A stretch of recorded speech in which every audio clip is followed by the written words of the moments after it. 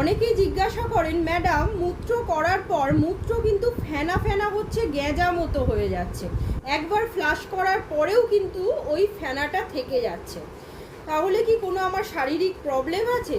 তাদের উদ্দেশ্যে বলি, আপনার অবশ্যই কোনো প্রবলেম আছে, কারণ মূত্রের মাধ্যমে যদি প্রোটিন বেরিয়ে যায় তখনই কিন্তু ওই ফেনা ভাবটি আসে।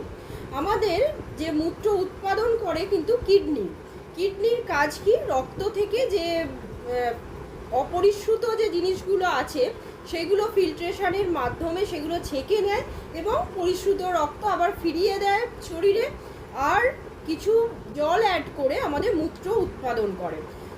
আর যে সমস্ত উপকারী পদার্থই রক্তের মাধ্যমে আসে, যেমন প্রোটিন আমাদের খুবই এসেন্সিয়াল একটা এলিমেন্ট, সেটাকে আমাদের আবার রক্তে ফিরিয়ে দেয়।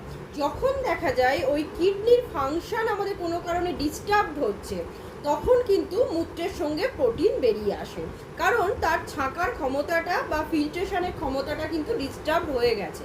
তাই অবশ্যই চেষ্টা করবেন, যখনই মূত্র ওই ফেনা ভাব থাকছে, একটা মূত্রের ইউরিন টেস্ট করিয়ে নেওয়ার, যে মূত্রের মাধ্যমে প্রোটিন বেরিয়ে যাচ্ছে কিনা। তার প্রপার ট্রিটমেন্ট করলেই আপনারা ঠিকঠাকভাবে সেরে যাবেন। নমস্কার, সবাই ভালো থাকবেন এবং সুস্থ থাকবেন।